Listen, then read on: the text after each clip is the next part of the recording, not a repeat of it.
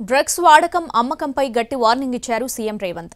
హైదరాబాద్ ప్రతిష్ట దెబ్బతినేలా వ్యవహరిస్తే ఎవరినైనా సహించేది లేదని హెచ్చరించారు.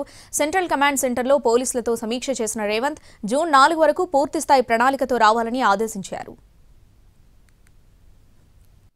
హైదరాబాద్ ప్రతిష్ట దెబ్బతినేలా వ్యవహరిస్తే సహించేది లేదని సీఎం రేవంత్ రెడ్డి స్పష్టం చేశారు. నిర్లక్ష్యం వహిస్తే వేటు తప్పదని హెచ్చరించారు. పనిచేసే వారిని ప్రోత్సహిస్తామని, ఉన్నత స్థానం కల్పిస్తామని భరోసా ఇచ్చారు. బంజారాహిల్స్లోని కమాండ్ కంట్రోల్ సెంటర్లో అధికారులతో సీఎం సమీక్ష నిర్వహించారు. హైదరాబాద్ నగరానికి సంబంధించి వివిధ విభాగాలను ఒకే గొడుగు కిందకు తెస్తూ విపత్తు నిర్వహణ వ్యవస్థను రూపొందించాలని ఆదేశించారు. కేవలం వర్షాకాలంలో మాత్రమే కాకుండా 365 రోజులు పనిచేసేలా వ్యవస్థను సంస్కరించాలన్నారు.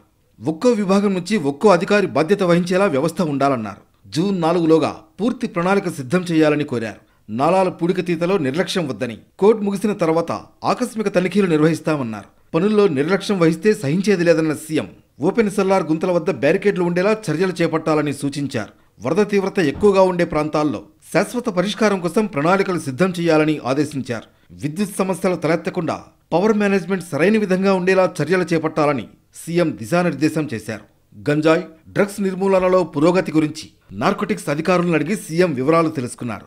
వాటిపై ఉక్కుపాదం మోపాలన్నారు. అనుమానిత ప్రాంతాల్లో స్పెషల్ డ్రైవ్స్ నిర్వహించాలని సూచించారు. సరిహద్దు ప్రాంతాల్లో ప్రత్యేక నిఘా ఉంచాలని ఆదేశించారు.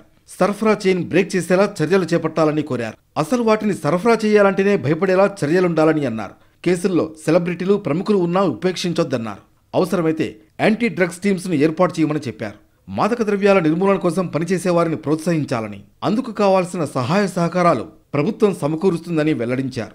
తెలంగాణను డ్రగ్స్ రహిత రాష్ట్రంగా మార్చి ఇతర రాష్ట్రాలకు టీఎస్ న్యాబ్ ఆదర్శంగా నిలవాలని సీఎం ఆకాంక్షించారు.